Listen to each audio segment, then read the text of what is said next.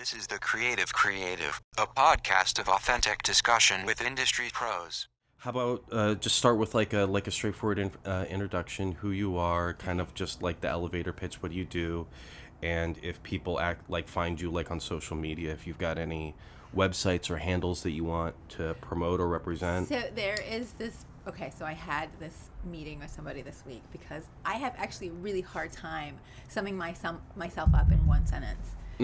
Because my job description varies so much from project to project, and I met this wonderful woman in town who's a writer, and so we sat down and I was like, I just need that top line umbrella, like that short pithy sentence that's like all encapsulating it. I can't get to it because if there's a story that I have a hard time telling, it's my own. Right. I can tell other people's stories with no problem and with all sorts of passion, but when it comes to sort of selling myself, I'm a sort of a shy, introverted personality. So I'm like, when it comes to actually being like, ta-da, here I am. Anyway, I want to go grab that sentence because Yes. I want to use it because I feel like it's a really good Yeah, go grab your sentence. Go grab your sentence. Okay. I was so excited. She got it in like 7 minutes. I was so impressed. Oh, nice. That's great. Okay, the line she wrote for me was, I tell stories and facilitate creative vision. Tell stories and facilitate creative vision. Right, because on some projects, on nonfiction projects, I'm very creatively involved. You know, I'll field produce, I'll field direct, and I've been doing it since about 23 years of age. Now, when I work on a more of a feature or like a narrative of some sort, then I'm super onto sort of the business side of things. I'm a line producer, I'm working on logistics, I'm hiring crew, making sure it's happening in edit, just covering all kind of the balls in the air. So I'm sort of facilitating somebody else's creative vision and supporting it and adding to it, I hope, but ultimately like, not deferring, but creatively, you know, having a conversation with a director, and it's a two-headed dragon on a project, right? Whereas in documentary, I've got way more experience. That's where I kind of started my career. And so on that kind of project, I'm very creatively confident. You've got a seat at the table steering the show. Right. That's awesome. Do you find that happens a lot where the producer role on some things you're very hands-on and you get a lot of decisions, and then sometimes you're like, well, I'm just kind of here for the ride and executing? Ideally, I like to be very involved. I probably will choose not to work with a team that won't let me be creatively involved, because I am great with the numbers and I'm great with the logistics, but it doesn't feed all the things that I want to be doing. And if you go freelance, and I've been freelance for 9 years, you know, you get to the point where you're like, if I don't enjoy working with somebody, I'm not going back. So you're not really into that just like hired in and out kind of stuff. You got to get excited about it. I'd like to get excited about it. Yeah. I'd like to at least get excited about something about it, right? Even if it's not a fantastic experience. Usually there's somebody on the team who's just like, God, it was so great to meet you and it was so great to work with you. I want to work with you again. Or let's create something else. There has to be something there, some sort of meat or some sort of juice, something that I can creatively just kind of get on board with and enjoy that, at least that part of it. I was telling a friend yesterday, we were chatting about, you know, my production work in LA versus my production work here, because it's different. And in LA, I was predominantly doing like feature-length documentary work. You know, I was working with a lot of directors and telling stories with a lot of social value. And my projects now sort of run a whole gamut. Some of them are purely entertainment. Right now I'm working on a DIY network, you know, completely different kind of project. So I sort of have this new standard in my brain that as long as one of my projects per year has some social value, might move the needle somehow in a positive way in the world, cross your fingers, then I'll feel like my soul is still getting fed. Per year. Wait. So how many projects per year do you work on? Is it a low number? Is it a high number? It depends on the project. You know, I've been on projects that were 2 years long. Some that are 1 year long. Some that are 9 months long. Some of them are 4 months long. Gosh, I'm accustomed to projects that sometimes can be as short as 3 days. Oh. So the turnover, like that's what I'm just wondering is like if that cycle sounds like that cycle's just a whole lot very slower. different. Yeah, longer. Right. It's usually from like something that has just sort of, either been sold to a network, or a network is interested in buying and producing, or something that maybe a production company wants to pitch, and they're doing like a proof of concept for a network, or in the case of LA, where it was just like directors who had these huge ideas, and it was going to be years worth of work. So it's just a different. Did you start your career as a producer, or is that something that you moved up through the ranks to reach that level? So my trajectory is a little bit different. I did not go to film school. I went to journalism school. Oh, right on. So my undergraduate degree is in psychology, my graduate degree is in journalism, and I actually worked in television news for a year in Albuquerque in my very early 20s, and I was like, nope, this isn't for me. And did you go to LA after that, or did... No, I went back to Chicago. So I went to school for journalism in Chicago. I went to Northwestern, and I got hired onto a production team at an ABC affiliate in Albuquerque, and went down to Albuquerque for about a year, and that's about all I needed. Local news was not for me. But what I learned from that was, I was on the production side of it, that a minute 30, at that point I was a writer. I was writing news. And so I thought a minute 30 just is not sufficient. I want more time. So I went back to And a minute Chicago. 30 was the format, or the segment length. Most news stories on television news, on your afternoon, morning, or evening news broadcast are a minute 30, ideally, unless it's some sort of special. And I moved back to Chicago, and I just started applying to production companies. I just started doing internet research, and got on, thankfully, with a company there that had a lot of shows going through networks. So a lot of shows through National Geographic, Discovery Channel, History Channel, all the A&E networks. It was before reality had hit. It was all sort of really documentary-styled TV. And it was the type of company, for better or for worse, that you could be really young and just thrown in the deep end, like swim, which is great because you learn all these skills really fast. Yeah. It's also challenging, and we were all really young, a company full of probably 20 and early 30-year-olds, just sort of loving work and loving each other, because we became really good friends. There were a lot of people from that company who ended up getting married. Oh, wow. Yeah. Like, that's close. That's who we socialized with. You went to work, and then after work, you went out with your colleagues. We just sort of lived the job. And so we turned out, I would say, probably on average per person, okay, I'll back up. I started there as an associate producer. I think I did a couple of shows for them as an associate producer, and then was promoted to producer. So by that point, in the production world, shows were organized a little differently than they seem to be now. At that point, that company organized it where it was like, hey, you singular producer, we're giving you an AP, an associate producer, and here's some development work on a show. Go. Here's your budget. And that some development will be just kind of lumpy. It'll be whatever it's like they figure it out in the moment. It's a jumping off. Yeah. A good jumping off point, right? So it would be up to myself and the associate producer to continue the research on it, really become fluent on the topic, go out and contact people and see who'd be willing, to do interviews. Who are the right people to talk to us? Who do we want to speak to? Book those interviews, book all the logistics, book the crew, go out, field produce, field direct, get all the content, come back, and then sit in the edit bay with an editor and actually craft it in the edit bay. And it goes down to the post facility was in-house. It was like the floor below, so we'd go downstairs. and everything was kind of like, A to Z. And so it's been an adjustment for me now that everything is, you're going to be just one piece of that. Sometimes I'm just the story producer, or I'm just a field director, and that can be hard to be like, but I want to do the rest. Yeah. So I want to be involved in all of it. So because you get connected to it, and there's a love for it. Hopefully. Yeah, no, that's interesting you bring it up that way, because I find parallels in my own journey, because with video editing, it's been a role that's been collapsing and absorbing other things over the years, not just because video editing is more of a skill than a job now, but you have to take in motion graphic design, you have to be able to do sound design, and all these other components of post-production in a role. That's true. And it's hard because on some point it's like, I love all of it now because I've been exposed to all of it.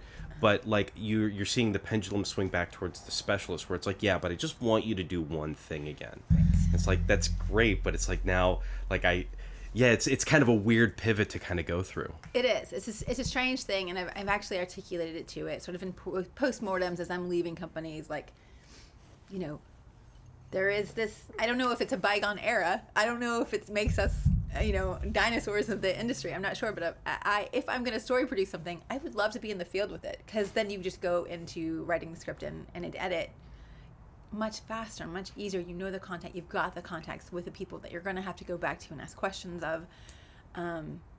Anyway, just my preference. Yeah, no, I mean, I'd been doing local commercial work for a couple of years, so I mean, nothing very glamorous, you know, just small business stuff.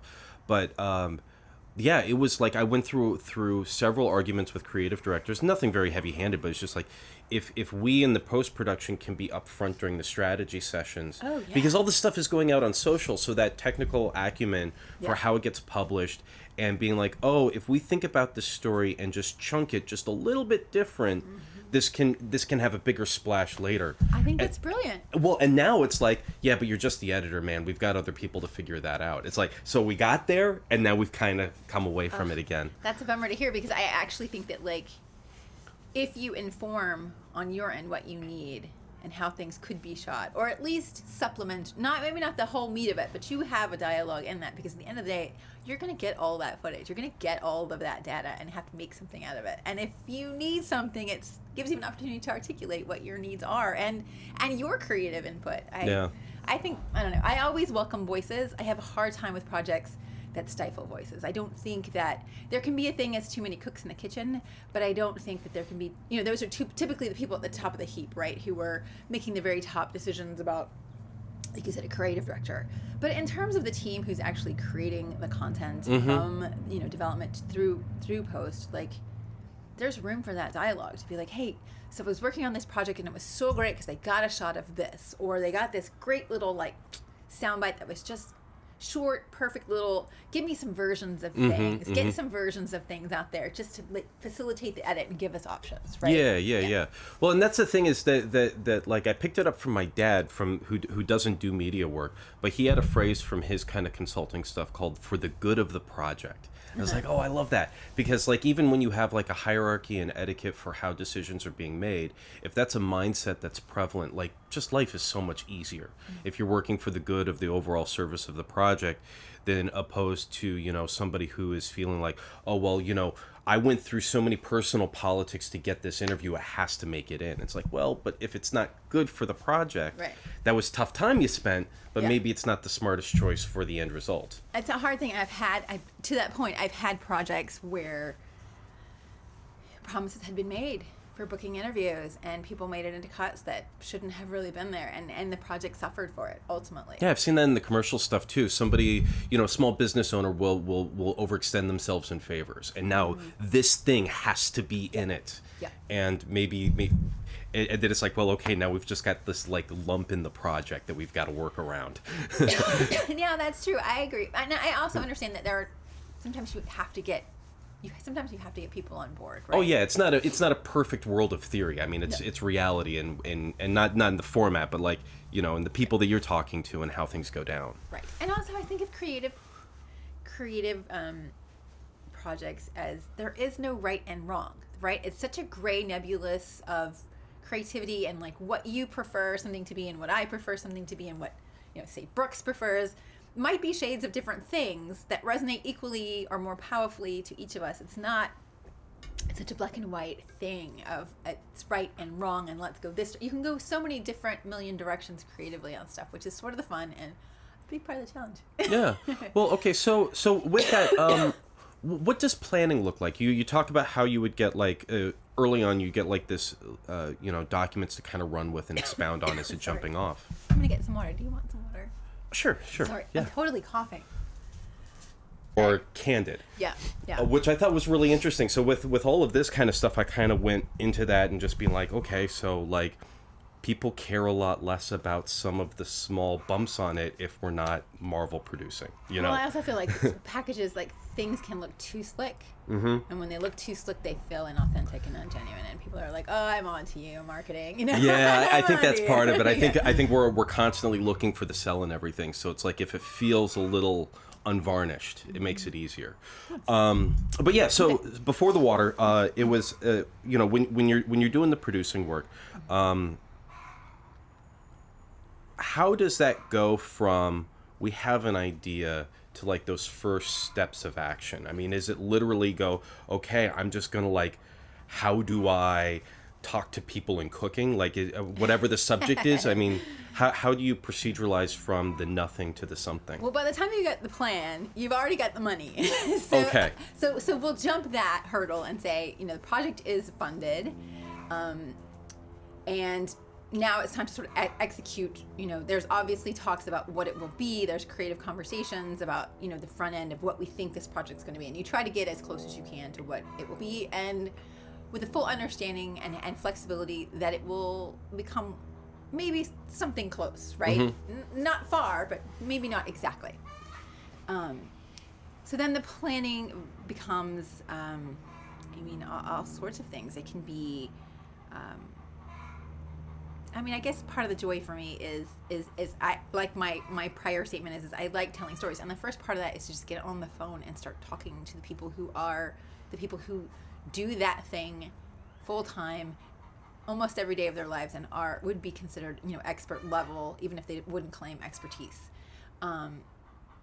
And you sit on the phone for a while, and you call each other back, and you establish a relationship, and you ask the questions, and you hope that they're open to receiving you. And if they're not, can they recommend somebody who might be? And you just start reading, and you start learning, and you ideally write an outline or a loose something for what it's going to be on paper, because ultimately you're going to need ideally some sort of paper script, which is, I guess, maybe my preference. That's where I started out from J school. And so it's just sort of putting all those kind of pieces of the story together while also putting together all of the logistical, like, what are you going to need? And the story's coming together while you're talking to the personalities that you'd like to be part of it. Maybe. At the first part, I think part of it is just chatting with people, because not only am I getting content from those phone calls and doing the research from the people who are spending the time doing it daily and are expert level, not every expert belongs in a show, right? Yeah, Some true. people are extremely long-winded. They're not really concise. They're making sense, but not in the best way. You sort of get a beat on how nervous someone might be, especially if you take the time to Skype them or do a Zoom interview or do something on camera. Ideally, you're actually looking at each other while you chat. So you can sort of see what you're going to be working with when you get in the field. If you do an interview with them, how you can help them to give a good interview, or if it's like, no, maybe you're not the right person for the show, but you've given us so much content and and research time. Thank you so much. So it's being, strategic. Spending your time doing the homework, but also like you don't have forever, right? We're usually on a production schedule. I'm usually at the helm of that production schedule. So if I'm creatively involved in a project, I have to be aware of like how much time are we spending? Are we finding the right people? How quickly are we finding them? It's a team. It's not just me. So ideally, we're able to kind of lock into the right, and I put quotes around that, people for the show or whatever project it is, pretty easily. Or maybe it's a casting. Maybe it's a casting. It's a completely narrative, and you're looking for the right people to play parts. You're trying to get through that as quickly and efficiently as you can, while also just finding the best people you think to bring that paper script to life. So that would be the beginning, and then alongside that, adjacently is where do we need to go? How quickly do we need to get there? How many days do we need to be on the ground? Like, how do we stack our days that are efficient, doable, where people are still happy to be working? We don't want to exhaust anybody. I'm really a stickler about you give your crew a turnaround of 12. Every 7th day, 6th, 7th day, you take the day off. Like you don't run your crew into the ground. It's a profession, and we should treat it that way. So it's just sort of figuring out the logistics, and it's sort of like the second part is sort of like a puzzle, piecing together the shoot itself. Who's the DP that I want to be in the field with, that I feel brings something to the table, who's very confident in being that creative role alongside me in the field. Is the director going to be in the field, yes or no? What does he need to be in the field to feel confident and to feel that he's or she is doing best work? And And I say he by default. Sorry, I've only worked with male directors. Dude, So you know, it's funny because I didn't want to make it a thing, but I was like when I was even doing this podcast, I was like, oh shit, I know like 90% guys. Yeah. Yeah, it's ridiculous. There was a point in my life, in my career, and it just happened probably about 3 years ago, where I transitioned into a team that is 60-40, 60% women, 40% men on that team. And it was such a shift for me because all of my career had been so kind of male dominated, especially in the field. Like when I go out to field director, field produce, it's sometimes just I'm the only woman. And so on that particular project, it was for the Huffington Post. It was a project called the Zainab Salbi Project. And Zainab Salbi is a humanitarian. She founded Women for Women International. And since then, it still exists, and she's also an author and a speaker, and she does a lot of different projects. But she's particularly interested in the role of women in the world. Mm-hmm. And so that project was really phenomenal because we traveled to a bunch of different countries, and we told stories of women who were kind of going against the grain and doing good work against all odds. So, for example, one of those episodes was dedicated to a woman in Thailand who is a monk. And in Thailand, that strain of Buddhism does not believe that a woman should be or is capable of being a monk. And so she left the country and she got ordained, came back to Thailand, and is now running a monastery of women monks, sometimes under the duress of the government and the citizens. And she was lovely and wonderful, and what a privilege to meet her, right? Now, another episode was going to India and filming with the first transgender mayor of that country. So it was really interesting content. Yeah, I felt like it was socially valuable, and I loved that team. I loved Zainab, clearly a woman. Two of the executive producers were women. Our camera department was male, but whatever, Yeah, no, but just even seeing that much of a shift is really exciting because, like I came up 10 years ago starting in Chicago as a PA, and then I spent a little bit of time in Atlanta and then come here, and it's like you see all these shifts in this progressivism rising everywhere else, and you're just like, what the fuck? It's still just a bunch of dudes. Yeah. Everybody seems relatively well-meaning, but it's still just a bunch of dudes. I also feel, okay, so this is going to be the sensitive area that I'm going to probably listen to later, is it is still a thing that is on my radar after 15, 17 years in the production world, that I have to still be aware that there will be men that I will work with, new teams, who are not interested in listening to the female voices, the women voices on the team, or are less interested, I should say. So do I have this little meter for that internally? Yes. Yeah. Absolutely. Does it happen?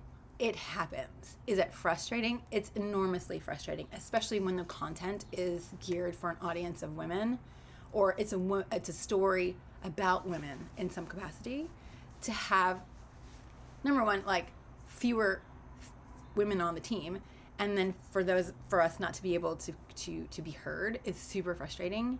And at that point where I may like these people personally, but I'm not going to want to work together again. Yeah, because it's just... I can make that distinction. It's stupid stress, like knowing that you're not getting listened to and knowing that you've got a good idea and it's not getting life. It's stupid. It's stupid, and it's a waste of my energy. Right? That sucks. It still exists, and I hate to say that it does, but it does. And it's not even something personal to those guys. Like, it's like sometimes they're really, I don't think, aware. I don't want to make excuses for anybody. Maybe it has to do with ego. Maybe it has to do with a lack of awareness. I don't know. Maybe they're caught up in the creative process. I'm not sure. Mm-hmm. I don't want to assign why, because it's not my why to fill out. It's his. And it's his work to do.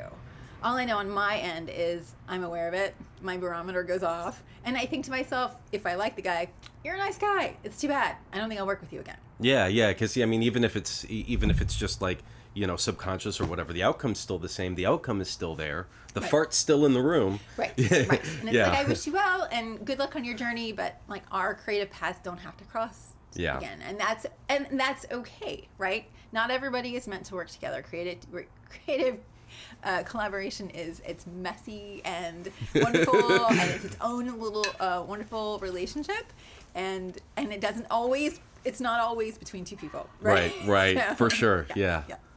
No, that's funny. It's messy is such a polite way of putting the process. But okay, so when you're going to places like India and all over the planet for some of your producing work, do you work with local production crews? Do you bring your people from the U.S. with you? Like both? I do both. I'm always going to want to take the DP that I know, that I trust, right? He's always going to want to take his AC. Like, that's the thing. You know, he wants his go-to person. I want my go-to person.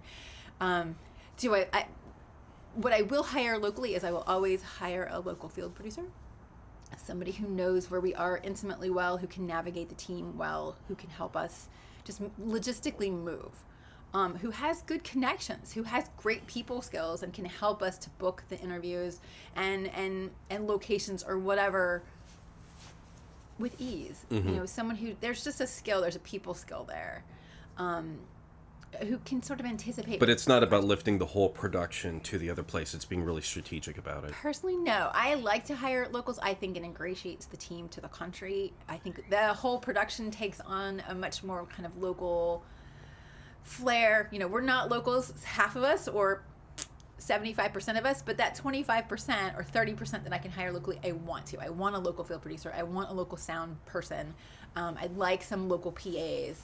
I like that. I like to bring those two teams together, especially if, you know, like in the case of, and what I'm envisioning in my brain is we had to shoot in Egypt for one of the documentaries I was working on when I was in LA, and it was pre-revolution, and then we went back post-revolution, and we really needed the Egyptians on our team to help us navigate, number one, safely, number two, to gain trust of the opposition individuals who were already under like duress and are risking life and limb to overthrow their governments.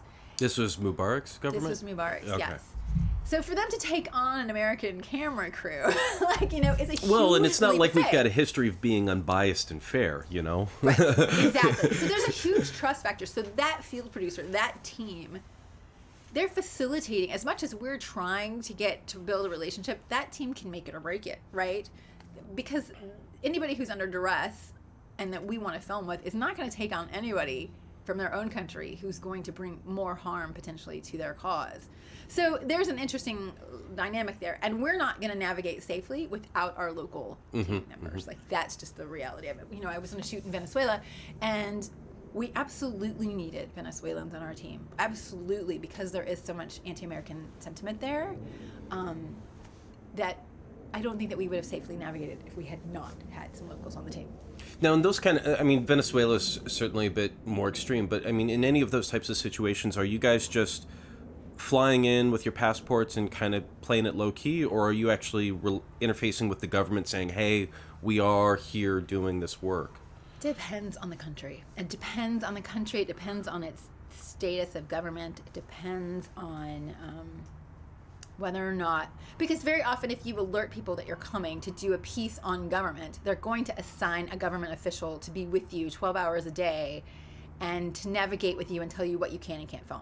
Yeah, yeah. So if you really want to get down to it and film with opposition candidates or opposition, you know, student movement leaders, you can't have the government representative with you. So you have to, you know. I'm just here for fun, man. Yeah. Right, or I'm here to shoot a commercial about tourism, right? Yeah, There's lots yeah, of ways That's true. you can navigate. Do you fly with equipment, or do you rent locally? Both. Both. Yeah, depends on what we can get locally and trust that it's going to work, you know, trust the whoever's renting it to us. Yeah. That's fascinating. Because, man, like, I mean, we've hung out every once in a while at meetup groups or at hangouts and things, and I had no idea about all this work that you were doing. It's just like, oh, hey, there's Amy, what's up?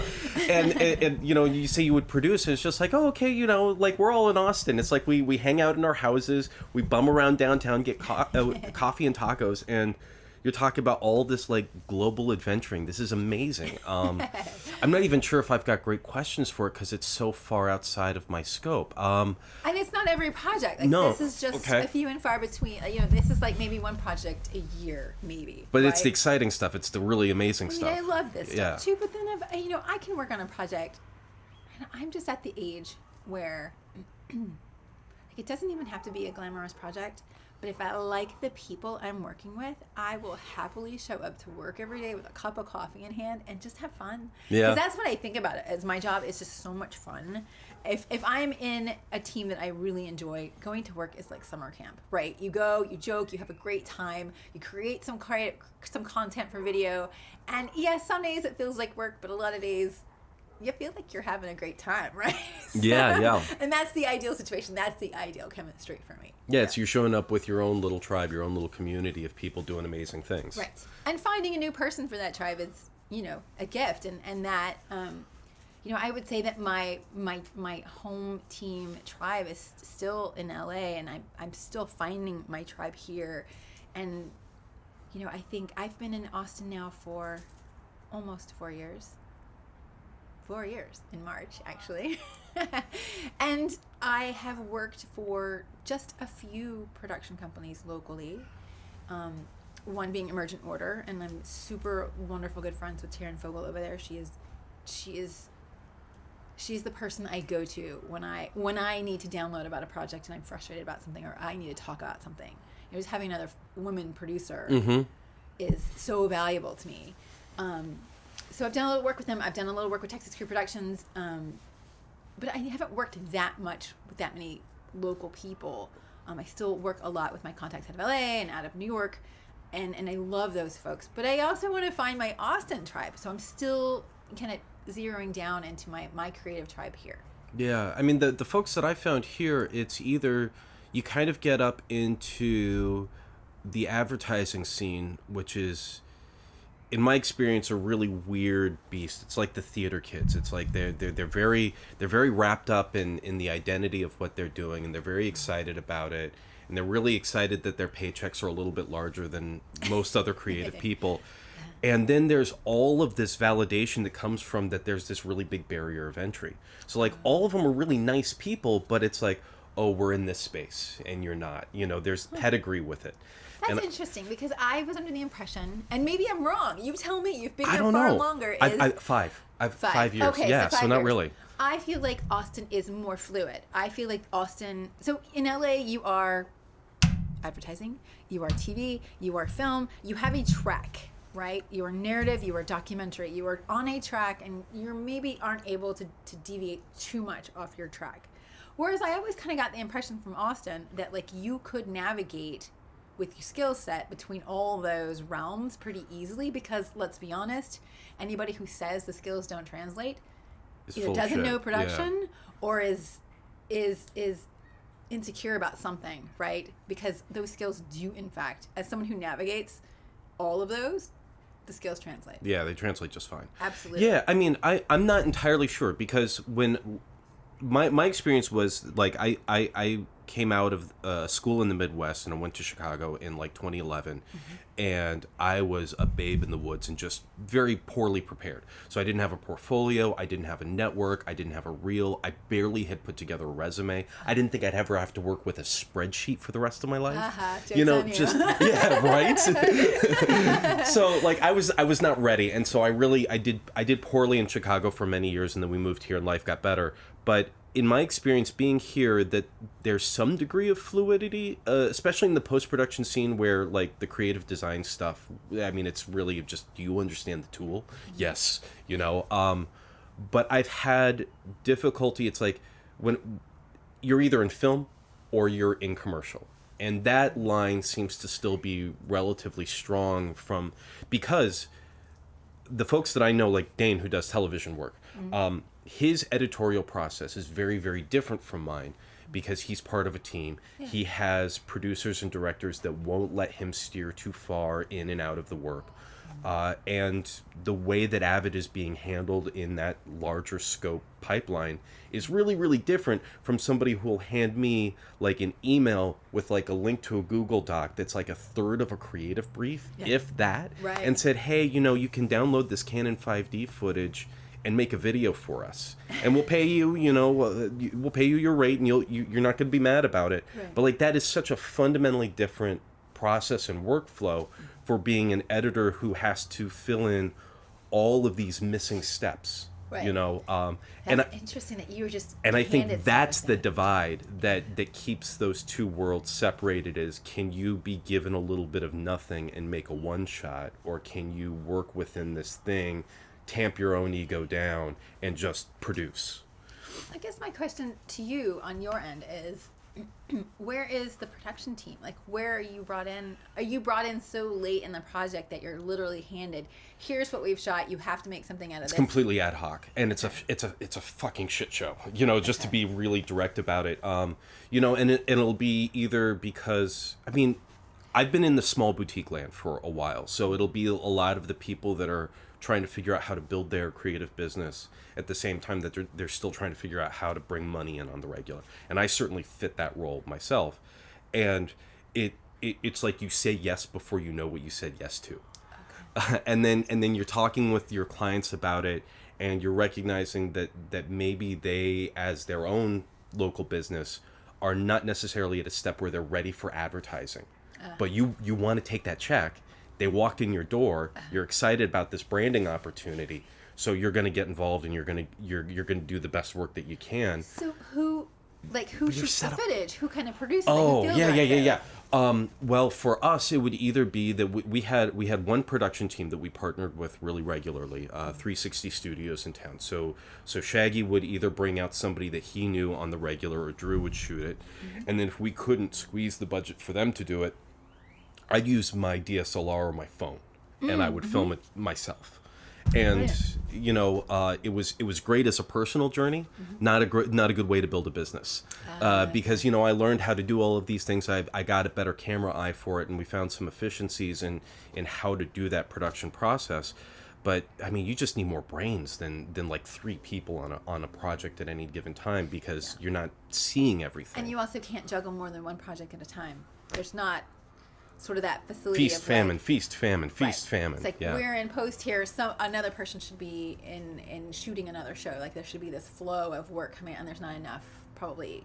Well, yeah, and the people that I was doing this stuff in and around would be these really tiny businesses that, none of us went to, like, and I'm not going to speak too heavy for everyone else, but just, talking over beers and stuff, I don't know a single person that went to business school that runs their little creative business. They went to film school or fine arts programs or I'm going to journalism. give a shout out to somebody here. Ashlyn Viscosi has been running Creatives Meet Business for how many she's years now? great. She's fantastic, and she is in fact so committed. Not number one to introducing all the creatives in town, but to also strengthening the business skills of all of us. One, to run our own businesses, right? Because we're all our own little entities, those of us who are freelance.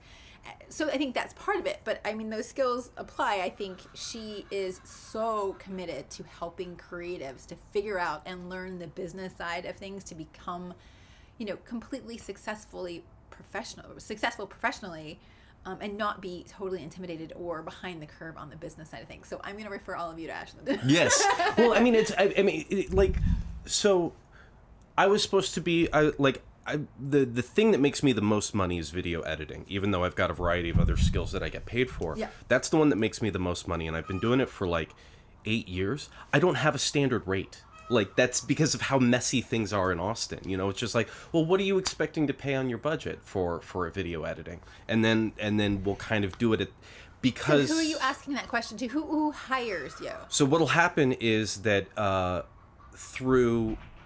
will not have an opportunity to have a proper prospecting or onboarding meeting with a potential client. Typically, what'll happen is through social media, my name will get recommended.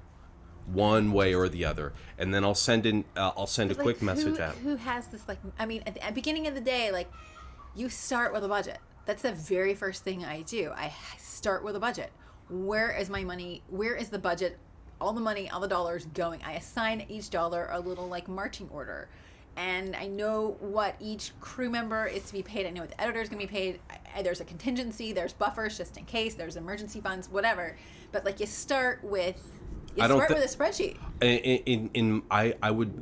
I have never been given the impression that much consideration has gone into it. I'm shocked by that. Yeah, right? I'm shocked by that.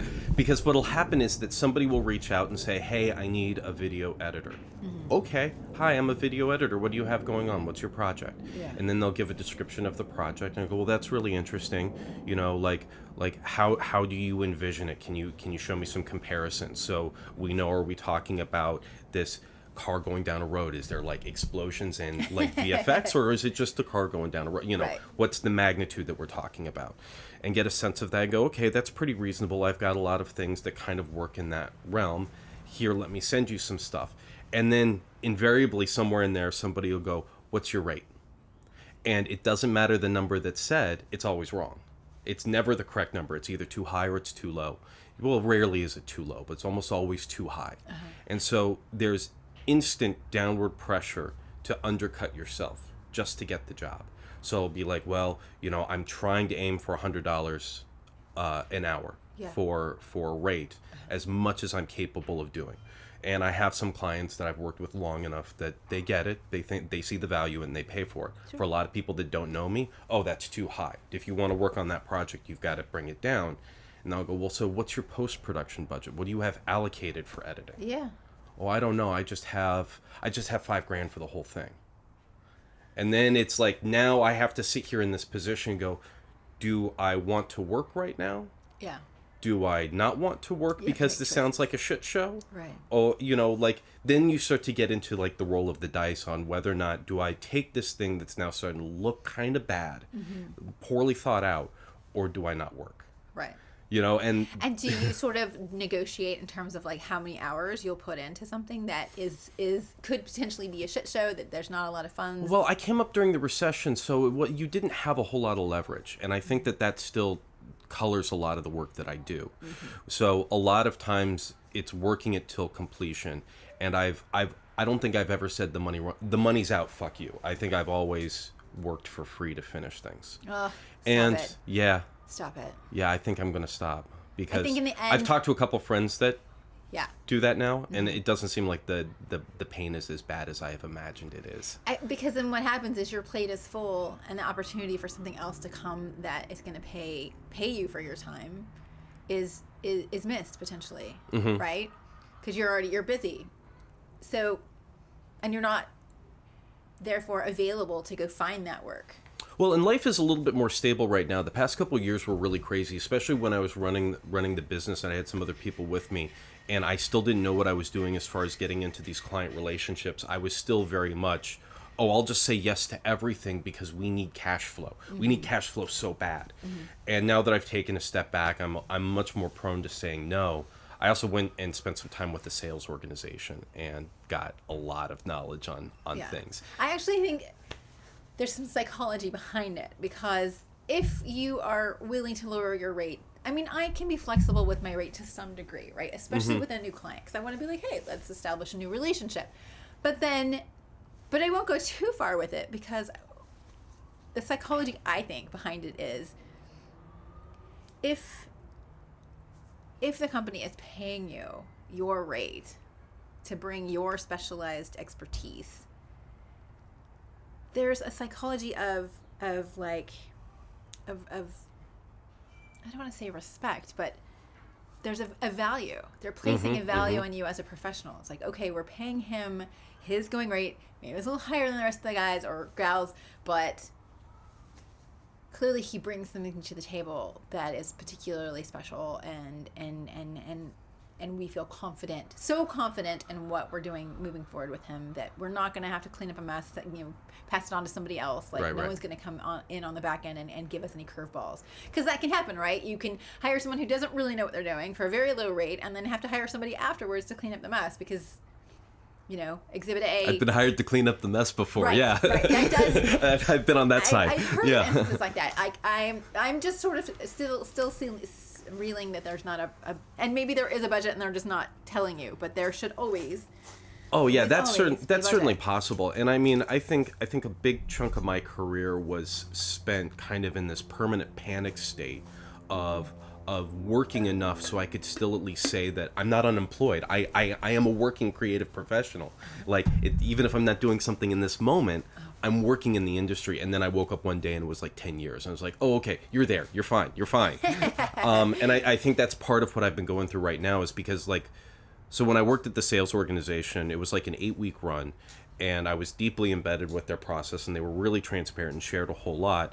And I learned a lot more about how people that have to do like high churn sales will identify somebody as a prospective purchaser, and they move them through multiple meetings and qualification processes to get them to the place where they'll actually make a decision. And then the guy that runs the company was like, yeah, man, and you can close $50,000 deals over the phone. It's just like, fuck, I'm doing it all wrong.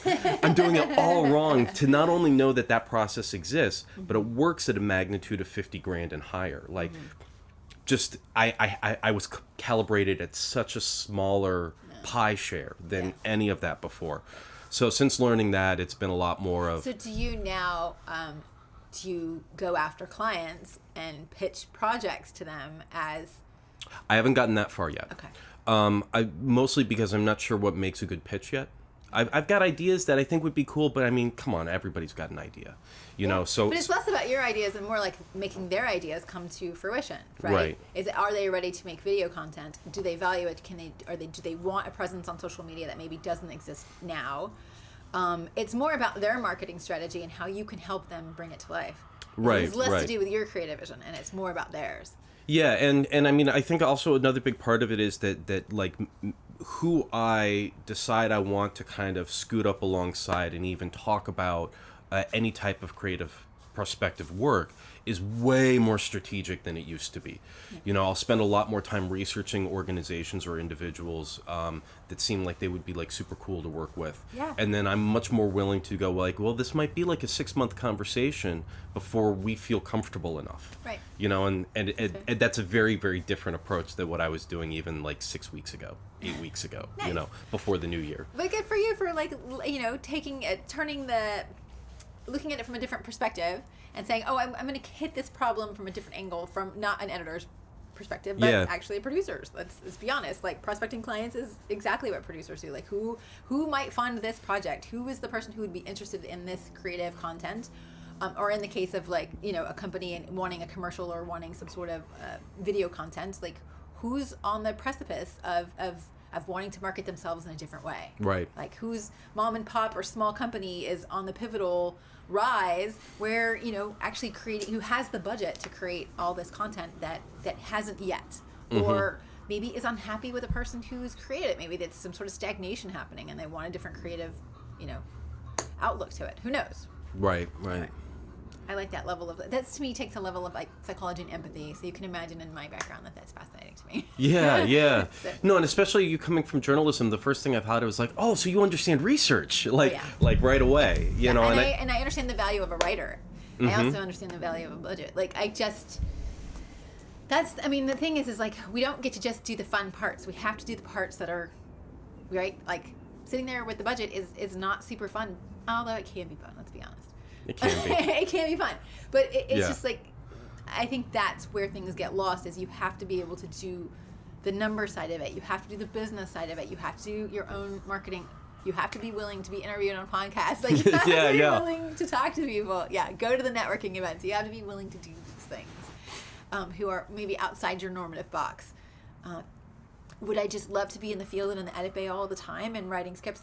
Yes. Yeah. Yes, but that's not my reality. Yeah, no, and I think I you know, because I was really tainted by coming out of art school and being able to do a lot of experimental film where nobody knew what everyone else, like it was all made up. Like, yes, fine art has a vernacular and has a history, but this was like, we were still working with mini DV tapes in college in Final Cut 7, Sure. so like the SD card had just arisen.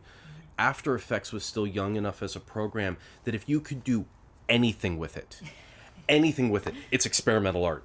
Like, it would be like the most basic effects you could apply with like modest technique, and people would be like, oh, well, this is amazing, just because it was different and kind of new. So I think that really skewed, like, by the time I got into industry, it's like, oh wait, this isn't, no, well, like what I did in like a little Midwestern school has no bearing on how this actually works. So I mean, just like interview podcast stuff, I've asked a lot of folks about like the work-life balance and kind of keeping sane within the creative industries. Like, when I'm not working personally, I get super anxious. You're not making money. You're not figuring things out. You're like the bank account's just ticking down, and I'm just sitting there. Yeah. And it's very difficult for me to cope with downtime. Okay. Like, what is your version of that between projects? I'm gonna have a super nerdy answer for you. Yeah. And it goes back to numbers. I am a hyper budgeter. I budget like every weekend. I budget. Like the way that I budget a show, I budget my life. So I always have several. Actually, so I have two budgets. I have my business budget and I have my personal budget, and both of them have chunks of money for those downtimes, so that I'm not touching my savings line. I'm touching my cushion. I've got two cushions that I've built in budgetarily. So it's like, if one dwindles, I've got the other one, and by then I should be working, because this is 6 months and this is 6 months, and I'm never out of work for a year. So this goes back to, I guess, line producing. Yeah. I am a budgeter. You need a budget. I look at my budget every weekend. I assign my dollars at the beginning of the month. At the end of the month, I see where everything went. How between, like, because you had talked a little bit about, like, sometimes a project will last, like, I maybe upwards of 2 years or something like that. But if most of them are many months long, when one of those ends, is it like I take 3 days and then I'm right back on the next one? How? For me, yeah, I would happily jump right in. I have a partner, Brooks, who is not in production, and he hates it when I do that. He's like, can you take a week or two? Can we enjoy? Can we take a quick little trip somewhere? He loves to travel. So I have to keep, like you said, the balance in mind.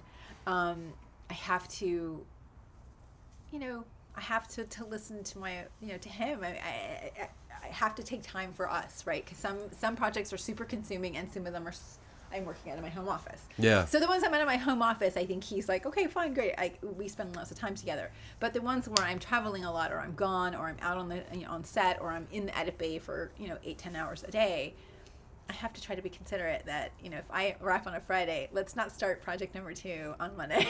Yeah. So, actually, it's funny because my wife, we've been together for a really long time, and she's been around me when I've been doing this work for a really long time. But there's still an element of that I'm very comfortable, almost to the point of it being a fault, that if left to my own devices, and being left to my own devices in the past, I'll work 80 hours a week and not bat an eye. Oh wow. I'll just sit in front of whatever needs to move through the computer, Sure. whether it's sending emails or design work or editorial. I'm just like, oh, this is fun. Like I'm solving puzzles. I'm learning things. I've got a mindfulness about, like, if I do something in a routine, there's always a little chance to get better somewhere in that. Yeah. So like I can be stimulated by the work really easily. And yeah, I've got that pressure going, get the fuck away from the computer, and you have children, come say hello to people. And I love my family, and I'm better about it, but there's that side of me that's like, just left by myself, I would only do the job. Me too. I'm with you. Like, we will wrap this, and I will go and try to steal half an hour or an hour on my computer and just knock out a few emails. I love to take an hour or two on a Sunday and just sort of kick some stuff off my plate before Monday morning. So then on Monday, I'm not like, oh, okay, I have all these things to do first thing in the day.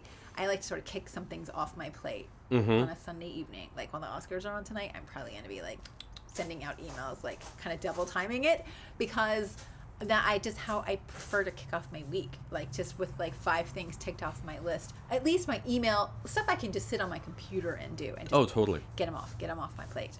I'm the same way, like, and that's the good and the bad of being a freelancer, right? You end up having a lot of flexibility, but if given some downtime, am I going to pick up a book or am I going to pick up my laptop and start working on something? And I have those dialogues in my head. And during the day, I'll pick up my laptop. And if I'm, it's bedtime, I'll try to pick up a book instead. But yeah, I have to. And it is a conversation piece in our house. It's like, okay, when are we planning our next excursion? Are we going camping? Like, let's take a weekend in an enchanted walk or something. Like, he's very good at going like, red flag, too much work, come back down. Yeah, it took my children. It took the kids doing it, because it'll be my daughter every, and she's 7 right now.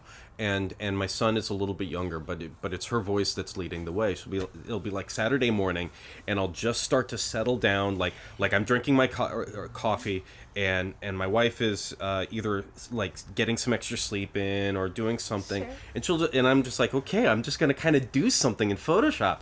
So what are we doing today, Dad? Where are we going? It's like, oh, that's right. It's not about me anymore. Okay. But it's the lead of the laptop. Yeah, it's like, okay, where are we going? Yes, and it's actually good for your brain. It is. It is. You come back to your work differently, I'm sure. Yeah, and I do a lot of that when I'm talking with people that are younger in the industry. It's like I've kind of gotten in my own ways, and I feel comfortable about the choices I've made, but I'm always reminding people, it's like the brain, it's like going to the gym. You can blow out your muscles exercising. Your brain's the same way. You got to pace it. You got to manage it. Right, and also like you go into the world and you just sort of like, you get all that off your brain and you come back to your creative endeavors with a fresh set of eyes. Like I'll come back and read something I wrote and be like, woohoo, let's start again. Yeah. So, yeah. Or it's even just it's like you can't, and I'm not a writer, but it's like you can't pull together good stories unless you're living a good life. I think that's true. If you're just in your house surfing the web all the time, it's hard to pull threads together, because it's not actually experience. And also I think you just get so stuck in your head. You just get so stuck in your thoughts. That's another thing. I overthink fucking everything because it's so easy to just be like expressing yourself through fingers on the computer and not realize you're not bouncing this off of somebody. Yeah, I mean, you're sure you're being productive, you're exchanging messages, but it's not the same as the body language and the physical presence conversation of really working through an idea. Yeah, no, I agree with that. I totally agree with that. I mean, freelance is, I mean, you said it, there's stress in the work. There's more stress between the projects. I think all of us experience that to some degree. I have tried really hard, especially now being in Austin, to manage that better than I did when I was in LA and in Chicago. In Chicago, I was with a company, so I didn't know that stress. If anything, I had the fear of going freelance. I was, as a full-time employee, I was producing, I was, working for a company with predominantly people I really, really liked and really enjoyed. And most of the content, not all of it, but most of it I was enjoying. And then I was terrified of going freelance, but I could only see my career advancing in probably New York or LA at that point. And, I was like in my latter 20s, maybe early 30s, and I knew I was going to one of the coasts, and I just picked the warmer of the two. There was really no real preference. Yeah. Do I regret? Sometimes I regret not going to New York because I do love New York, and maybe I would have stuck it out there longer. I was in LA for I think six plus years, and loved it for what it was, but it was a place to just do the work. Like my whole life was sort of consumed by the work. My friends were in the business. They were business friends that I had worked with that I liked, and we had become friends. And it was just, the work was going to swallow me whole. And so Austin was a place that I came to, one, to be closer to family and my best circle of friends, and two, to find a good quality of life and build a life for myself, ideally, if I can, if I stay.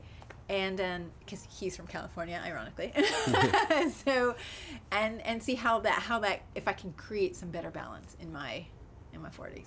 Yeah. So. Yeah, because I have friends that went to Los Angeles. I got out of school and I went to Chicago kind of directionless, and they were smarter than me and put together their portfolios a little bit more intelligently and went out to Los Angeles.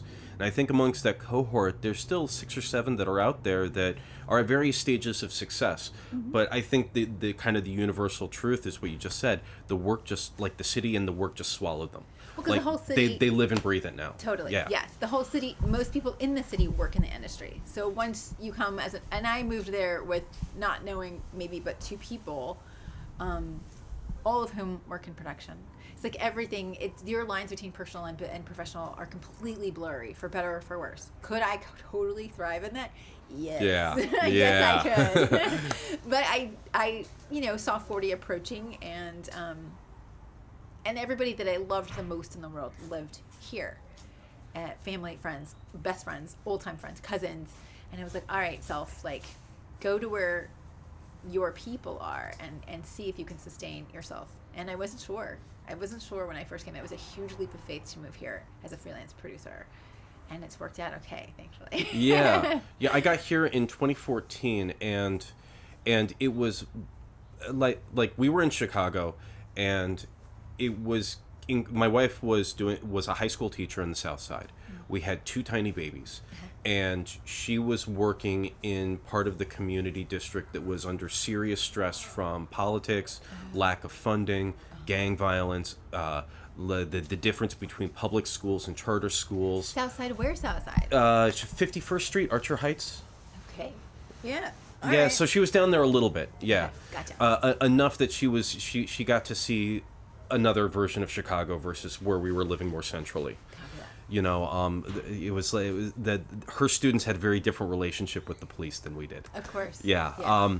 And so that was really tough. Our every year the rent in our flat was going up.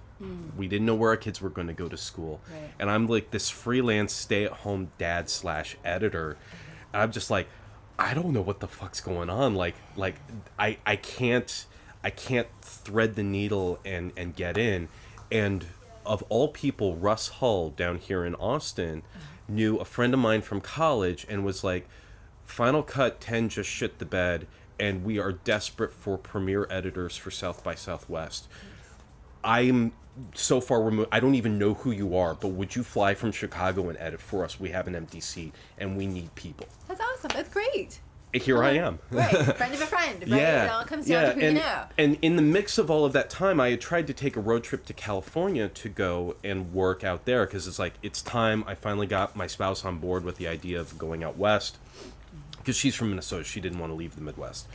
And I try and drive out to California. There's a giant blizzard that happens. Yeah, so my timeline's out of order. I try and go to California first. There's a giant blizzard. One of my friends is like, dude, kick through Austin. Just come south. Don't go through Kansas.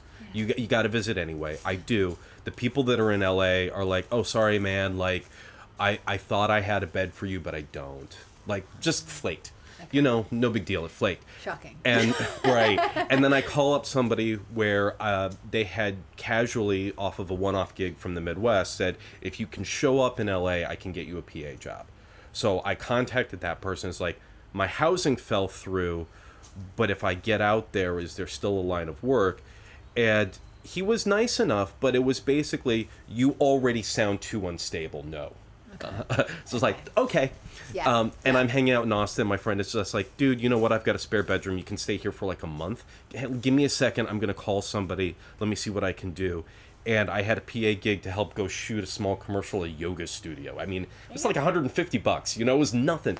But it was so stark, the difference in like 24 hours of being able to have people just go, let me see what I can do for you, versus, sorry, man, not going to work. Right. It's like, and then I got the call about South by Southwest. I was like, hold on, I'm going to grab the family. Nice. So, but being from that to now, it has still felt like this giant fucking leap of faith, because the industry is so much smaller here than everywhere else. Yeah. And then you see like Atlanta growing, and it's like, fuck, why didn't I go to Atlanta? But this is a great place to live. I don't fight the city, like.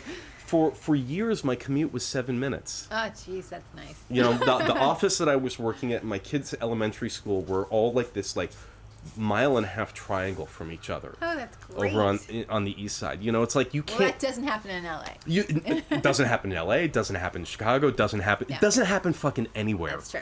Yeah, I think that's right. And I did a college internship in Atlanta with Turner, and where I lived versus the Turner offices, it was still like 45 minutes, and I was still inside of the city. Like, all those small things matter so much more now. I had a moment with Atlanta, like a brief, but it was like straight out of J school. CNN was trying to recruit me as like into their writing program, and I just couldn't. it just didn't feel like the spot for me. It just didn't. I don't know. I was now there I in- look at it and there's a lot of work there, but I feel like it's okay. I was Like, I'm there not for a gonna summer in fail. 2009, and I was not impressed with the city. Oh, really? It didn't, like you, it just didn't, you know, I was working at Adult Swim, which was like the apex. This was like the coolest place I could be for myself. And I was still like, yeah, but Atlanta kind of sucks. And now 10 years later, it's great. But like back then, it just didn't do anything for me.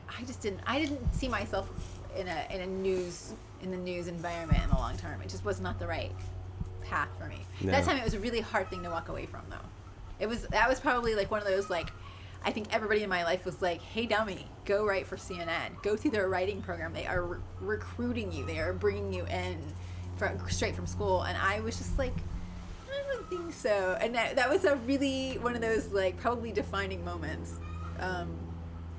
That anyway, it's just like I just you know when you know when something's not right for you. Yeah. But boy, did I feel like a jackass writing that email saying thank you but no thank you. So Yeah, I don't know. I mean, CNN is one of those hard ones. I'm not sure. I mean, I don't have a this journalism was when background. they first came out with 24-hour news. Okay. This was like When it was hotter. Yeah. when it was hot. It was a different era for news. It was like they were just about to go into the 24 news cycle, which I think ultimately is what's killed our media. But that's a whole other story. Yeah, I was gonna say, like, CNN today feels more like improv theater than journalism. I agree, but that's still when the reporters were like, you know, I can't remember their names, but they still had a lot of credibility. They were less partisan. There was was it a business? It was a business, but it was like you didn't have to be some supermodel, male or female, to be on air. Like it was just sort of a different level of journalistic integrity, or at least at that point, that's how I perceived them. Mm-hmm. But still, wasn't the right path for me. It Yeah. just wasn't the right path for me. Yeah. So J School was great, but it was just a leaping off point. Anyway, this was wonderful. Thank you so much for talking with us. Well, thank you for chatting me. with me. Thank you for chatting with me. I'm so sorry about the chickens and the leaf blower. Oh, well, I mean, that, you know, it's a lovely back porch, and that just comes with the territory. You know, this is great. I no, know the thank chickens you. are charming. The leaf blower, not so much. Oh, that's okay. Like on one of the episodes, it's like I've just got Kagan munching on fries. Going through it. It's fine. That's a Cool. really dear neighbor. But, I mean, yeah. It is what it is. We're on a porch. Well, do you have any websites that you like to point people to, or social, or I mean, Dane didn't, but like Kagan did, Matt did, my daughter doesn't. It's whatever. No, I don't have. I deliberately don't have a website. Mm-hmm. It was actually so Brooks, my partner in there, he does graphic design and he does websites, and I wanted to create this website when we first got together. And he was very like, I don't think that's a good idea. And because I had talked to him about the industry, and he was like, why? Or I was like, why? And he was like, well, I feel like it's going to pigeonhole you. He's like, people in your industry, as you've described it, look for the exact credit on the exact type of project that they have, and they look for someone who's done that exact work, not really understanding that skills translate between Oh, that's such a good video point. production mediums. And I was like, all right, score one for you. Yeah, that's I a was good like, point. Okay. So I've not created a website So deliberately. Do people ask you for your credentials? They ask for my credits list, and I Okay. happily provide. I have a credits list. I just kind of have it organized by my credit on a project, and the years and whatever the outlet was and the company associated with. And I'd rather them ask me questions about what I did for that production, because in that conversation is probably most of the things that they're looking for their own production. Right. So I'd rather have the conversation than have them say, oh, I'm on her website. I don't see that she's done a blah, blah, blah specifically for a blah, blah, blah client. So, nope, not her. So I think his point was a valid one. So it was strategy not to create a website. My LinkedIn is under progress. Yeah. I do have an IMDb that I try to keep up with, but so. I mean, ideally, in my world, for me, it's a real... If we don't know how to already get a hold of you. you don't know, Yeah. but also, like like, it's such a big deal to me when somebody recommends me for something. Like, that to me is just the biggest, more than like at the end of the project and it's like, it was so great to work with you, let's work together again. When they recommend me to somebody else, like, that to me is like, oh my gosh, like, clearly that person and I work so well together that they're willing to make a recommendation of me to somebody that I don't know. That to me is just sort of the biggest, like, zing, stars, you know. And that's how I sort of measure myself. Like, I would rather be a word of mouth recommendation than a find on a website. Excellent. So that's just my personal, and that way I have people in common, and the likelihood of us and me enjoying the new person working with them is higher because they obviously know somebody that I've worked with successfully in the past. That's just my preferred medium.